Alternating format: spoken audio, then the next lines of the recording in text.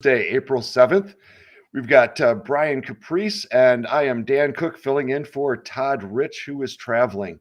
Uh, for the most part, we've got a fairly slow day in the markets, but we've got a lot of backstories and we've got a lot of questions yet to come, and probably some sorting out of what's the right information, what's going to truly come to pass, and where do we really stand.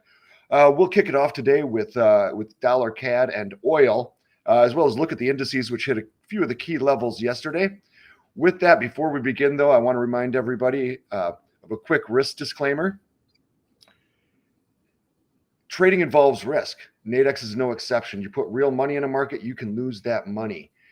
With Nadex, you can lose everything you put up for a trade. You can't lose more than that. And that's an important aspect, particularly in today's environment. I want you to keep in mind, while Brian does a great job picking out levels, we do this for educational purposes. These are not trade recommendations. You need to take responsibility. We're here to help out. Different ways to look at the markets, give you some of the things going on. But again, it's your sole discretion. With that, Brian, we can flip it over to, I believe, yep, there we are, the charts. Lots more multitasking today. lots of multitasking. Apologies, I'm not in my normal studio, so Brian's doing all the heavy lifting today. Yeah, and the way that the software works, I can only use one monitor, so I'm flipping like 5 things through the same monitor. So, anyway, yeah. So, pretty interesting last 24 hours. The currency market is rather flat, and it's trying to absorb a lot of information. Really, the only movers out there are the dollar CAD and then the Aussie dollar. Everything else, I mean, even the pound yen, 0 in 24 hours. It's completely flat.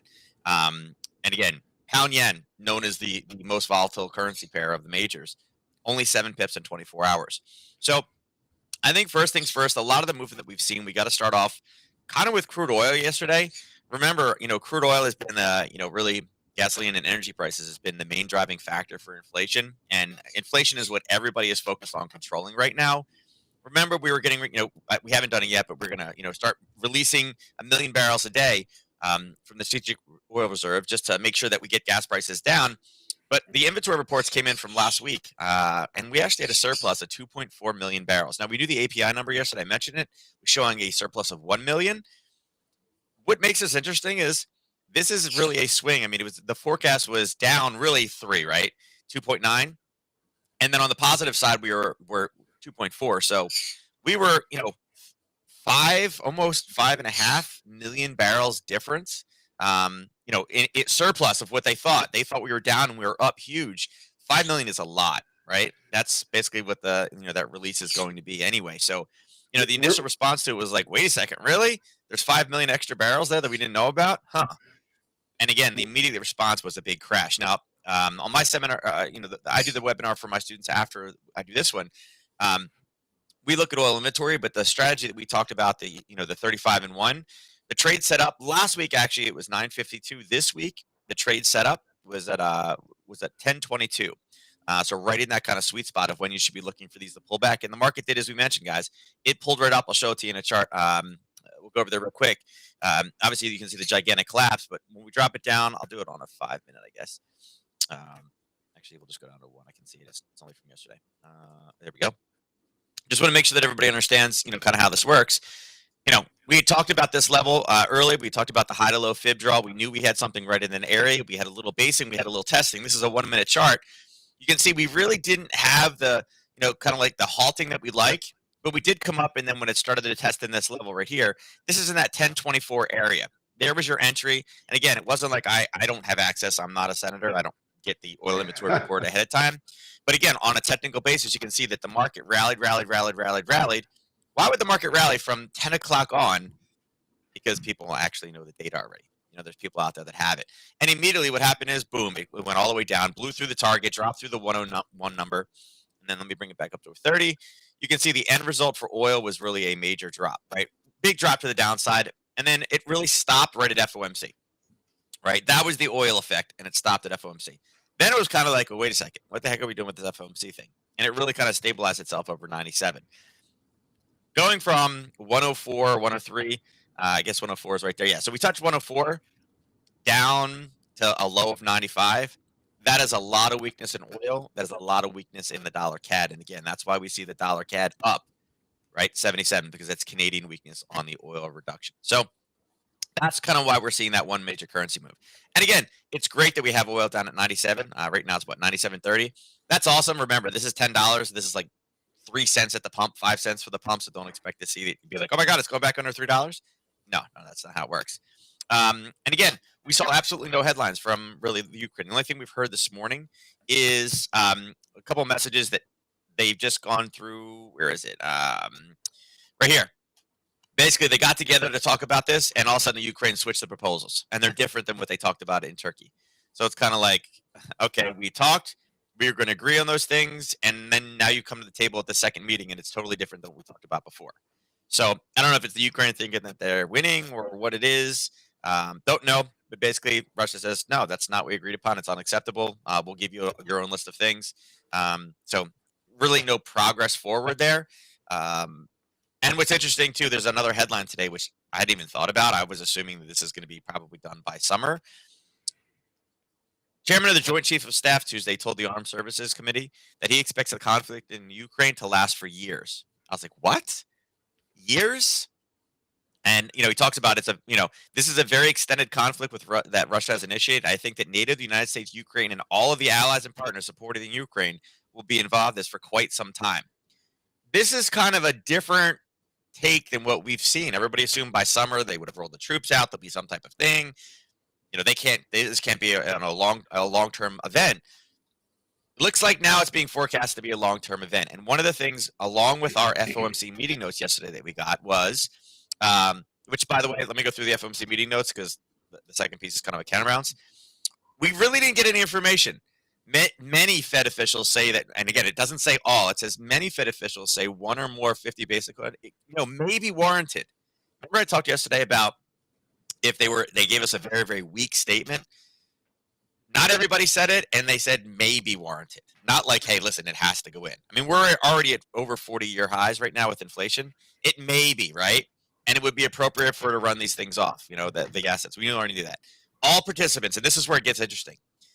It shows you that there is some issues inside of the Fed, that there may not be solidarity, because when you start making statements that are all participants agreed this, that, risk management is important. Yeah, it's a general statement, of course. They all do it, right?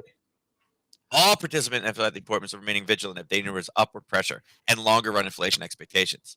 All participants generally agreed that caps may be phased out over the next 3 months and somewhat longer if conditions warrant. Whenever you start saying all participants, it means that not everybody did it. Okay, so this I would say is a very, very weak statement. We saw the market kind of take a first hit. It's like, oh my God, 50 basis points, and then went straight back up again. Overall, this is not harmful to the market. We know we're going to raise bonds again, respect it, did what they, you expected them to do. If you look where bonds are right now, bonds actually went up. You're like, wait, why did bonds go up? Because it was a very, very weak statement. We still know the 50's coming, and again, bonds pulled back down again into somewhat of an area of buyers. But you may say, wait, they mentioned 50. Why the heck did bonds go higher? You had this little hiccup right here, but we still closed higher than what we opened because of the weak statement. Okay. The fact that it may be appropriate, again, I don't know what the heck they're looking at, but all I can tell you is that we're at 40-year highs and things are getting worse for the general, the general person. We talked about all those cutbacks, not necessarily great. Now the ECB also made comments yesterday, right? Right here. This is why I wanted to bring this up. Again, Russia's not really moving forward. They're saying, listen, you're not doing what you're doing. Remember, we're seeing all the kind of atrocities of war right now in this kind of scorched earth, right?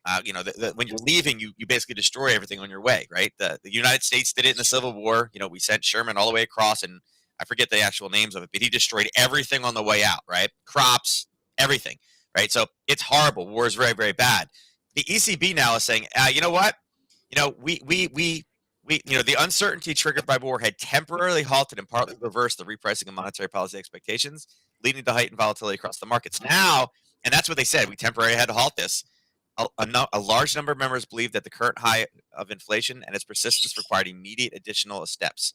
So now the ECB is also saying, hey, we got this war thing, but we got to start moving on this. And again, this is going to start bringing some strength back in the euro. We mentioned this as well, but they're talking about cutting all help by the end of the summer. They're actually starting to put kind of deadlines on things like, yeah, it needs to be done. We need to get it out here. It needs to be gone. So that's pretty good. And again, because of it, you're seeing that, the euro dollar is down slightly, But it's kind of like, okay, you're not talking about raising interest rates. That's really what we need. But you're seeing, again, the euro pound starting to stabilize itself. So again, we talked about that in the past where 83 is kind of like a magical number where, a lot of buyers tend to come in. Now we're seeing positive statements out of the European Union, right? Out of the ECB. So that's also kind of good, but it's been tempered. And again, they give us much more kind of true information than what we got out of FOMC meeting notes yesterday. Now, right there we go. So unemployment claims, okay? Here's another one of those things that again, this is another log on the fire. You guys remember this one right here, the 187? All the headlines were like, this is the lowest thing we've seen in 30-something years, right? The lowest unemployment rate. Well, guess what? That was 187. We just printed a 166. And last time they had the revises from 202 down to 171, which was also lower than the 187. So now we have super high inflation. Nobody's getting laid off. Kind of goes back to it. And again, the Fed knew this data. Why the heck are some members like, wait a second, what? The economy is going to run so hot at this point. We're already super hot. We're already, again, at 40-year highs for inflation. The last excuse was, again, the tight labor market, the Ukraine. Well, the Ukraine's going to last for years. Are we going to run for high inflation? This 166 number is great for the overall indices. It's great and it's not great. It's kind of one of those scenarios where it's like, oh my God, it's so good, it's bad, right? So looking at the markets today, the VIX, it's up slightly, but you can see the VIX really collapsed very, very fast. You can see we had a big run up because, again, just the anticipation of FOMC coming in, kind of pulled back, and then right here, okay, this green candle was when the meeting notes released. And immediately, what did it do? Boom, boom, boom, boom. Why did it tank? Oh, you're not going to raise interest rates. You don't have a hawkish opinion. Again, that's why we saw everything push back down again. So VIX is up slight from where we were yesterday. Again, all the indices right now are just slightly in the red. But again, is this pre-market positioning for today? I'd say most likely. Probably. I mean, it's one of those things. The data we just got, the unemployment data, that's incredible data. I mean, this is the lowest we've had. I think this may even be back to the Depression. This is an amazing number, right? If you look over at some of the indices right now, you're like, oh God, right? You may say, well, wait, why is everything going down? Big question is, are we going to position lower, and is this the buying opportunity? I would say right now, this number is so astronomically good. Really, the Fed's going to be like, why haven't you raised? Why are people spending twice as much for things in stores right now? Why are you allowing the interest rate, all the inflation to be this high? People are having jobs. You're mentioning, all this data is great. Everybody keeps mentioning a recession, but right now, this is what we had. Here's FOMC yesterday. And again, I'll drop this down to 15 minutes because this is how we have to handle this one. We talked about a target of 44.46 yesterday. You can see right here at 4:15. This was the volatility candle. Like, oh God, what's going to happen? You can see at 4:15, that's exactly when we touched. And then what did the market do? It took off into the close because, again, such a weak statement. So again, target, touch, move, and now we're sitting right here. So I would say with this data, what we have from yesterday, okay, we know we have buyers here. If we didn't have buyers, the price would have went lower. So it's kind of an area that I'm looking for the pullback. But some interesting kind of when you're doing different technical draws on it, you can see right now we're kind of hovering right around the 50, and we got about 30 minutes to go. There's really nothing at the 61.8. So if we can get some type of a collapse early on, I would say watch for this level right here. It happens to be the 78. And again, I don't like the 78 as much, but it is a level. There is basing there. You do have to draw attention to it. I would say look for, something funny to happen there, particularly if we go down at the open, right? We talk about 10:30 as the most common reversal time. The way that this is set up right now with kind of this negativity, people seeing red, and the people that are going to know looking at this number are like, wow, they're going to have to move. They're going to have to move, right? That could provide us an immediate opportunity. People will see that green number and start buying at the open. This could give us the opportunity for all those people to get stopped out in a short, find an area of buying and take off. Also kind of the same thing. It's down 0.11. It's like nothing right now. You can see FOMC did the same thing when the number came out, right? Number came out, it spiked up. It went right back up to a level of basing. And again, if I draw fibs on this one, you can see that actually it would be there. You can see we came up, grabbed the 50 to the same level right here, right? So there was your FOMC based trade. Immediately tanked. It came down. I missed the target by a little bit on this one. Sorry, guys. And all it did was rally right back up to that same level and then stabilize itself. Okay. It has actually touched that again. But just like that, we know we have buyers as well sitting over here in the 14,340 level. I would say what I like about this one is, as you can see, early morning, kind of the Globex areas, there is a Globex low sitting right here. That's going to be an area where people are going to look and say, oh, if it goes below that, sell. I would say it's kind of the same setup where there's a potential area of buyers sitting right there, kind of hiding, right around 14,450. If we can pull in there at 10:30, could be a decent trade setup. And again, look at that on a 15-minute, how you'd be able to find that. There was, obviously buyers in the overnight, and we've gone off sellers. So I'd say right now, I'd bracket this one off 14,650, and really kind of the low down here at 14,400 is kind of where it needs to be. YM, also the same thing. I talked about yesterday that if it was going to be a weak statement, and this actually happened twice. I said if it was going to be a weak statement, we had two potential areas where we could get into positions. Well, the 1400, or the 2 o'clock FOMC statement opened here, came up and just missed the 1450, came down, grabbed that level, and then rolled all the way back up. And I said, hey, listen, if they have a weak statement, 14,500 is on the table. It did. It came back up, grabbed 14,500, came back down, found those same buyers, came back up, and you can see, you're like, well, why is this turning?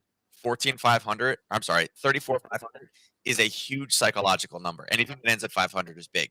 So right now, kind of the same setup. There's already a level drawn there. It's a level that we've used in the past. If you want to get a little bit more aggressive, you can say, hey, listen, same thing. With all this downward pressure, such a great number. Could we be looking for a reversal today at 10:30? Yeah, and it's already starting to drive towards that number. We know we've had buyers that have saved this 3 times.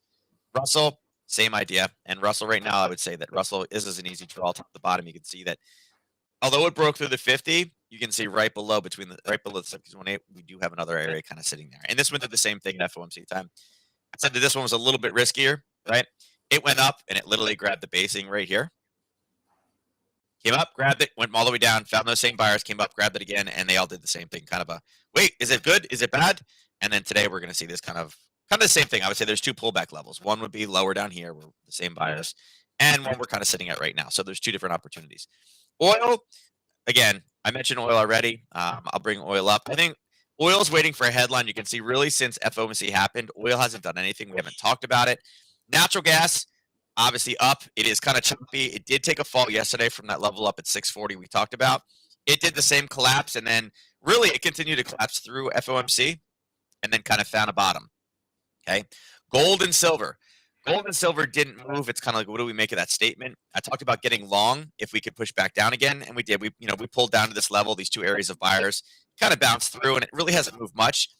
Gold is up 0.14, silver is down 0.25 or 0.28. What this shows me right now is the market is not exactly sure how to handle this. This is silver. We talked about getting down to 24. As you can see, yesterday we pulled up. We grabbed this level right at the 50. FOMC happened right here. It literally popped up, and it's like, wait, is this good? Is this bad? And then we just touched that same level again, that 50% retracement from high to low, and we're kind of stabilizing. So I would say it's kind of boxed in. But when gold and silver go in opposite directions, it tells you that the market's not exactly sure what the heck they just said. It's kind of like, all right, we need a headline. Somebody give us something, right? Because they just don't have it. So cryptos, again, Bitcoin, Ethereum. Bitcoin is up 0.8. Ethereum is up 2%. Why? Well, what's going on with the dollar? The dollar is kind of like, okay, right? We're looking for a push down from that level. We got it. This morning, all it did was reverse. It was kind of like, hey, if this is a weak statement, it's going to drop. It was a weak statement. It came all the way back down. The Europeans grabbed it at 3 o'clock, pulled all the way back up to the same level. And then 5:30 reversal, they're 10:30 in the morning, reverse the dollar back down, and we're really exactly where we started yesterday. So again, kind of a weak dollar. You're not raising interest rates, fine. We'll go to crypto. So interesting day. There's not a lot, but there's a lot of kind of behind the scenes movement in there, and even bonds. Bonds, like I said, the rally yesterday in bonds shows you that, hey, listen, the Fed is not really. They're not showing their actions are not showing that they are serious about inflation. And again, with everything else, I mean, talking about Russia and sanctions and things like that, I think the next big shoe to drop is going to be a headline. I don't know when it's coming. We had the comments, we mentioned this before, that Biden joked about he's going to send the ruble to the ruble to rubble, but it's hard to dispute this, that they're going to be making $321 billion this year in energy, and that they have a surplus that's going to support their economy. So yeah, like I said, This is why Russia hasn't been more aggressive. As soon as this is threatened, I think we get the comment. And again, I would look for long oil. Who knows what's going to happen with the dollar? Right now, I think the next big shooter drop is going to be a comment, something with peace, and then also, obviously, China. I didn't mention it. We didn't have time today. But again, China is promising once again a step up monetary support. They're having their largest wave, their second largest, they're having their largest wave of COVID right now. Again, it's Omicron, so it's not as serious as what our waves look like. But again, they are shutting down. I do think we are going to start hearing supply chain disruptions eventually coming as well. So again, supply chain disruptions is the number one driver of inflation. So there's a lot out there, not a lot of true things we can trade today. But I think at 9 o'clock, start listening now, start looking for headlines from Bullard. Again, look at this. He starts off with, is the Fed behind the curve? Two interpretations. So again, the most hawkish guy is already starting to make comments. I would say definitely pay close attention to this, and this is what the market's going to hinge on this morning. So that's all I got for today. Outstanding. Thank you very much, Brian. Again, I want to remind everybody, trading involves risk. This was for educational purposes. Glad you could join us and look forward to seeing everyone tomorrow. Thank you again, Brian, and we'll see you same time tomorrow. Yep. Take care.